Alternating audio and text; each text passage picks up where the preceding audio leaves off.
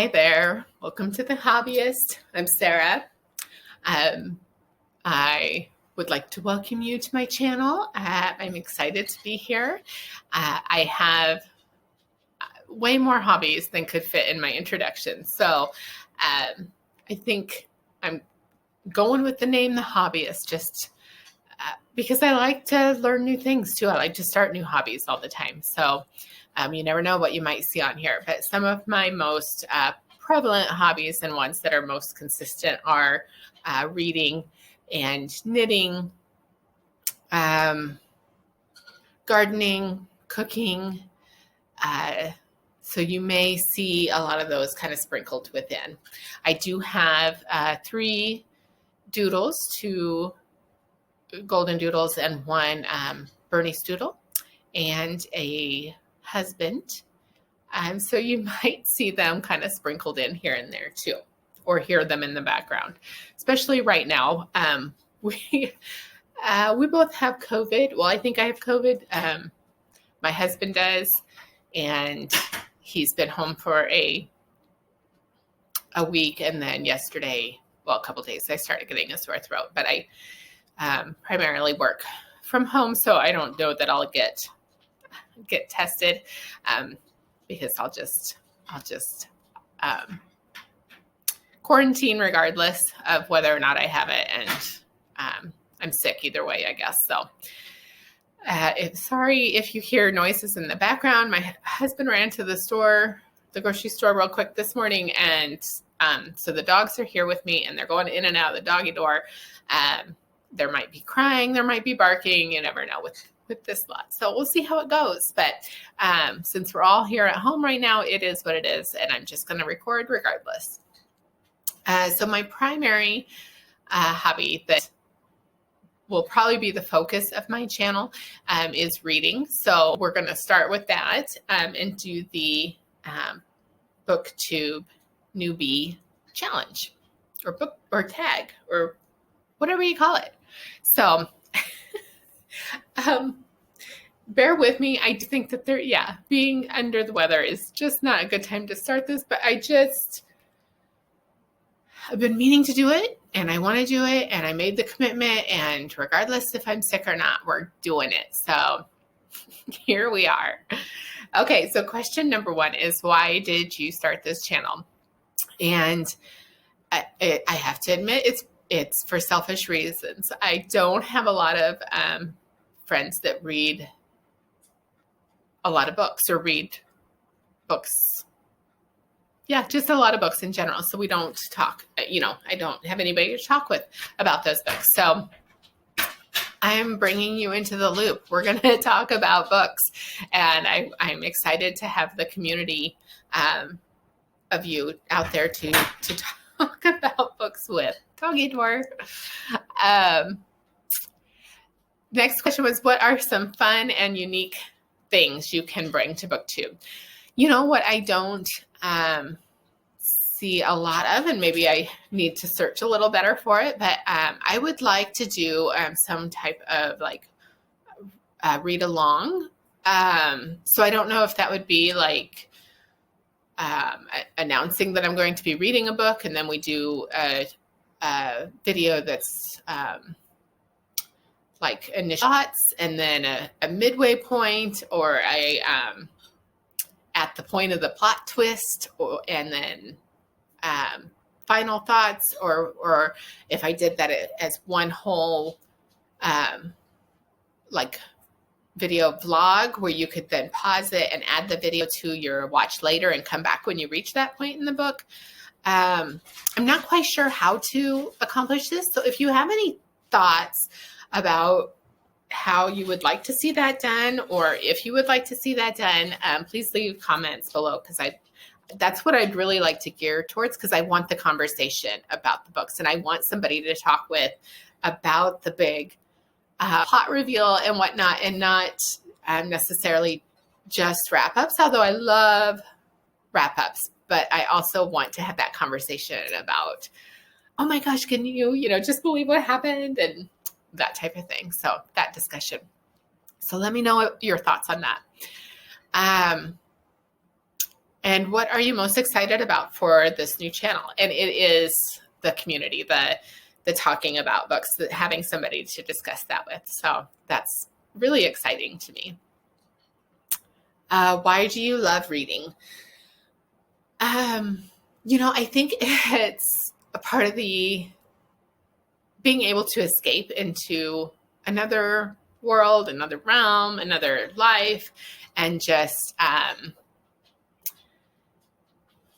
just having that ability to go someplace else, do something else. I love the being able to have all the feelings, like the excitement, the scary, the suspense, the trauma, the drama, without it actually being in my life. So when it's all done, you've had all the feelings, and yet your life is still stable. Like, nobody's getting murdered in my life, hopefully. So at least not that I know of. Knock on wood. But anyway, you can experience all of that through the book and not have to bring any of it home with you. Let's see, what book or series got you into reading? I have read for as far back as I can remember. So since I was little, and my parents would read to me and I'd read some of the words, I remember things like Charlotte's Web and what was the one with like the toad and the frog, the something in the toad, or I can't remember the name of it, but I remember reading those and I loved those. And then I guess the first series that I really remember picking up as more of a like teenager and sinking my teeth into would be the Flowers in the Attic by VCE Andrews. Is that right? I believe so. But yeah, I really got into that whole series and read through all of those. And I think too, it's just very, I'm not saying that they were the best books for me to be reading as a teenager. Very scandalous, but that's what probably made it exciting at the time. So, and that's probably why it stuck out in my mind as the first series that I remember really reading. So, but,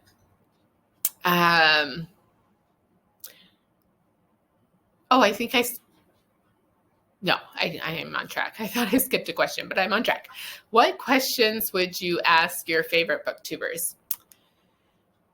I have looked at this question a couple times, and I'm not really sure that I have any questions to ask. I'll probably think of some after the fact, but I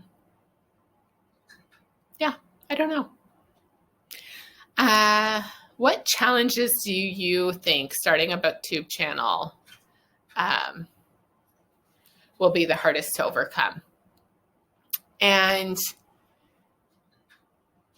I think this is probably the hardest so far anyway, just posting for the first time and trying to find a quiet place to post, and also that I tend to, even when I don't have a sick brain, COVID brain and brain fog and whatnot, I do tend to get off topic. So I think that'll be a challenge, is trying to stay on topic. So if I ever lose you and you're not really sure where I went, maybe rewind and see if you can find the squirrel. Because that does tend to happen. When did you start reading? I already answered this one as far back as I can remember. Where do you read? I used to primarily just read in bed before going to sleep. And I think in the last, 2 or 3 years, I've kind of expanded. I've started reading more audiobooks. And so then I read while I'm gardening, and I read while I'm knitting, and I read, sometimes I go I travel a bit for work and drive. And so then I'll listen to a book in the car, or the truck, or so then I kind of read wherever, whenever. And I've found that, especially with like some shorter books, I can listen to those on like 1.75 or 2 double speed, and listen to them while I'm cleaning, and I can get all my cleaning done in the span of a book. So that's always kind of fun to, and it keeps me cleaning so until the end of the book. So that works well. And then what kind of books do you like to read? I've been trying to kind of expand into other genres, and I'm finding that some really work and some don't. I think my primary go-tos are more mystery, that mystery / thriller. I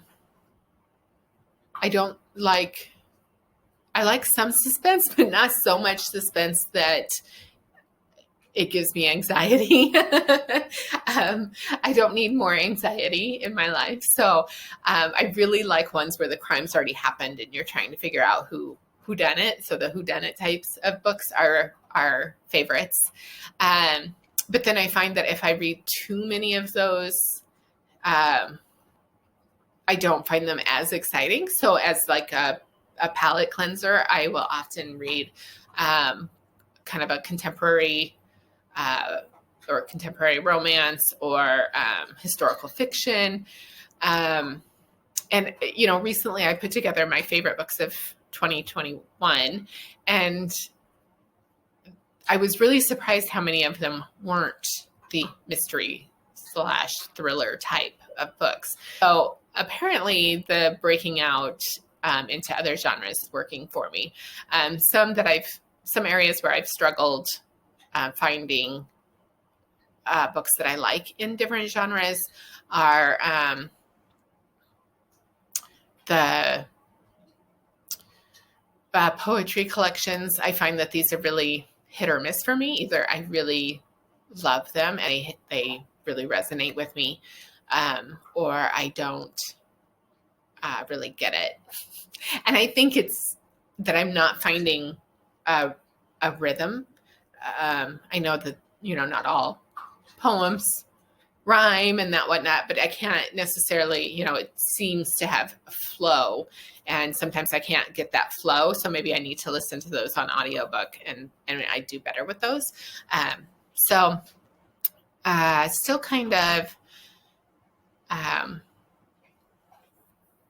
kind of toying with the poetry. And then ones that I've kind of been getting into more over the last couple of years is a little more sci-fi. So not like hardcore sci-fi, but those that kind of dip their toe in there a little bit. So you'll see those sprinkled into my reviews too, I think. Graphic novels, I've kind of done a few of those, and again, I find that they are kind of hit or miss.